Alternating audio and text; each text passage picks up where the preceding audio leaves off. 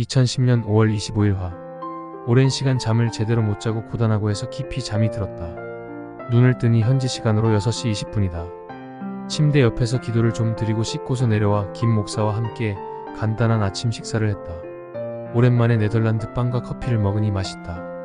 1985년에 유학 생활을 시작할 때는 빵을 먹는 것을 왜 그리 힘들어했던지. 그러나 이제 화란 빵이 맛있고 우유도 좋고 버터와 치즈도 다 맛있다. 사실 네덜란드 유제품은 세계 제일 아닌가? 물론 우리나라 제품도 요즘은 많이 좋아졌지만 그래도 역시 품질 차이가 느껴진다. 특히 화란 커피는 진짜 맛있다. 한국에서는 아무리 원두로 커피를 내려 마셔도 이 맛이 안 나는데 화란에 오면 이 맛을 느낄 수 있는 것은 왜일까? 아내가 같이 와서 마셨더라면 좋았을 것을 하는 생각이 났다. 아침 식사 후에 우선 나의 지도 교수님께 전화를 드렸다. 네덜란드에서는 한 번 지도 교수는 영원토록 지도 교수이다. 영원한 스승 사부님이다. 지도 교수님이 전화를 받으시는데 73이 넘었는데 목소리는 여전하시다. 40, 50대의 젊은이 같다. 오랜만에 지도 교수님과 전화로 통화하고 화란 말을 하는데 다행히 화란어가 귀에 잘 들어오고 또 말이 별로 안 막혔다.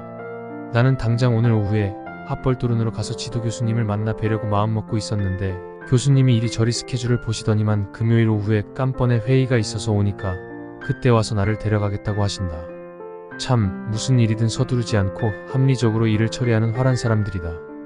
내가 이것을 깜빡 잊고 한국식으로 생각하다가 한 방 맞은 기분이다.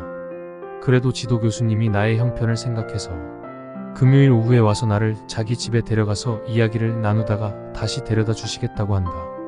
자동차로 한 50분 거리인데 이렇게 배려해 주시다니 감사하다. 그러고 나서 옛날 친구인 삐어에게 전화하니 그 부인인 요커가 받는다.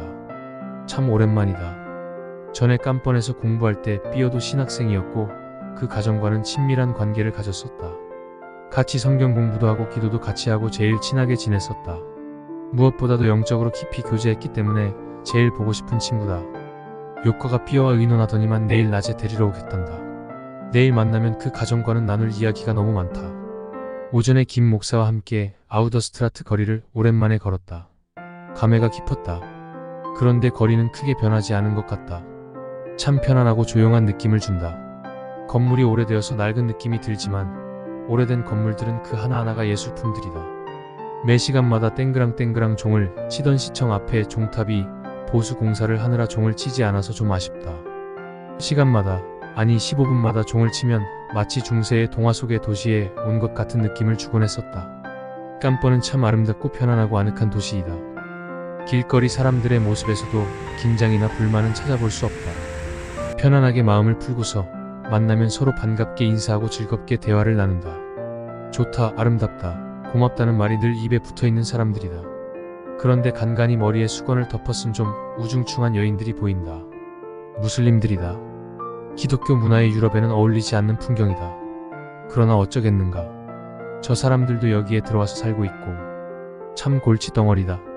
저들은 똘똘 뭉쳐서 모스크에 모여서 예배드리고 자기들의 문화를 고집하니 앞으로 유럽이 걱정된다. 도서관에 갔다. 전에 7년 동안 다니던 아담하지만 책들이 잘 구비되어 있는 도서관이다. 내가 보기에 세계에서 최고다. 미국에도 가보았지만 이처럼 양질의 도서를 잘 구비하고 있지는 못하다. 이 도서관에는 신학 석사 학위를 가진 사서가 오랫동안 근무하면서 도서관의 질을 매우 높여놓았다. 신학자 뺨치는 실력으로 화란어, 독일어, 영어, 불어, 헬라어, 라틴어, 히브리어를 꿰뚫고서 꼭 필요한 책들만을 엄선해서 구비해놓았다. 그래서 여기에 오면 공부하고 싶은 마음이 저절로 생긴다. 이런 좋은 환경에서 7년간 공부할 수 있었던 것은 하나님의 은혜다. 도서관 사서실에 들어가서 인사를 하고 몇 달 전부터 풀리지 않던 것 하나를 물었다. 흐레이 다너스가 그의 책에서 많이 사용하고 있는 약자 HRE가 무엇이냐고 물었다. 마침 오래전에 은퇴하고서 자원봉사자로 와서 도서관 일을 돕고 있던 메이어 씨가 바로 대답한다. 헤르초그가 편집한 레알 엔시클로페디일 것이라고. 장서를 보관하고 있는 지하실로 같이 내려갔다. 내려가니 흐레이 다너스가 소장하다가 기증한 책들이 따로 보관되어 있었다. 거기에 내가 찾던 책들이 쫙 진열되어 있었다. 직접 확인하니 역시 메이어 씨의 말이 맞다. 흐레이 다너스는 아마도 그 책들의 제한판을 사용한 것 같다. 그것이 두 판을 거쳐서 세 판이 나오면서 책 제목이 바뀌고 약자가 바뀌고 또 편집자도 바뀌었던 것이다. 어쨌든 여기에 와서 몇 달간 풀리지 않던 의문 하나를 속 시원하게 풀었다. 또 하나 여기서 들은 비화는 흐레이다너스는 아주 경제적으로 책을 구입했는데 흐로세이드가 사는 책은 자기가 사지 않고 또 자기가 사는 책은 흐로세이드가 사지 않고 이렇게 해서 아주 경제적으로 책을 구입했다고 한다. 그리고 평생 좋은 주석들과 책들을 많이 쓰고 하늘나라에 갈 때 그 가진 책들을 다 도서관에 기증한 것이다.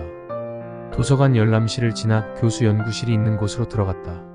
지금은 다 옛날에 나를 가르친 교수들의 제자들이 가르치고 있다. 그냥 연구실 문을 두드려 보니 몇 명의 교수들이 있다. 전에 같이 공부하던 GK도 있다. 몇 마디 인사를 나누니 대뜸 북한 이야기를 꺼낸다. 저렇게 끔찍한 독재 정권이 있다는 것이 참으로 문제라고 한다. 그렇지만 핵무기를 가지고 있으니 어찌할 수 없지 않느냐? 기도할 수밖에 없다고 한다. 그러면서 한국을 위해 오늘도 기도했다고 한다. 참 우리보다 더 우리를 생각해주니 감사하다. 그리고 중국에 대해서도 정확하게 이해하고 있었다. 중국이 북한을 지원하지 않으면 북한은 몇 달 못 버티고 무너질 것이라고. 이처럼 한국에 대한 관심과 이해가 증진된 것은 결국 그동안 몇십 년 동안의 자매 관계를 통한 교류 덕분이 아닌가 생각되었다. 처음에 내가 왔을 때에는 한국이 인도네시아 옆에 붙어 있느냐고 질문하던 사람들도 있었는데 이제는 한국을 다들 잘 아는 것 같다. 점심시간에는 김 목사와 함께 시내에 나와서 중국 음식점에 들러서 찹초이와 계란 요리를 시켜서 먹었다. 제일 싸고 무난한 것들을 먹으면서 잠시 옛 생각에 젖었다. 옛날에는 시네이스 중국 사람라고 하면 욕이었는데 요즘은 중국 사람들의 위상이 많이 올라갔다. 그러나 아직은 많이 멀었다. 경제력만 가지고 다 인정받는 것은 아니다. 역시 문화가 있어야 한다. 그런 점에서 유럽은 다른 나라가 쉽게 뛰어넘을 수 없는 문화, 소프트웨어, 지적 재산권을 가지고 있다. 오후에는 오랜만에 열람실에 앉아서 공부를 좀 했다. 옛날 학생 시절로 돌아간 기분이다. 먼저 화란 주석들을 쭉 살펴보고 내가 가지고 있지 않은 것들이 무엇인지 쭉 찾아서 적었다. 빠진 것들을 이번에 구입해서 가져가고자 합니다. 간간히 메이어 교수와 친구 롤프 목사와 또 다른 친구에서 전화를 하는데 통 받지를 않는다. 가만히 생각해보니 오늘이 화요일인데 오순절 휴가는 어제로써 끝났지만 오늘까지 휴가하는 사람들이 많이 있겠다 싶었다. 저녁에는 여기서 공부하고 있는 다른 제자인 구 목사 집에 초대받아 가서 저녁 식사를 함께 했다. 교회사를 공부하고 있다. 식사 후에도 한참 동안 이런저런 신학적 주제에 대해 이야기를 나누었다. 그러고 보니 내가 여기에 있을 때 토론하던 시절이 떠올랐다. 여기에서는 늘 신학적인 주제에 대해 이야기하고 토론하고 그야말로 신학하기에 좋은 곳이다. 그러다 보니 여기에 머물면서 조용히 연구하고 싶은 마음도 많이 든다. 그런데 한국에서는 왜 그리 신학이 재미없는가? 책을 써도 읽는 사람도 없고 반응도 없고 도무지 진리에 관심이 없다. 앞으로 가능하면 여기에 자주 와서 연구해야겠다는 생각이 들었다.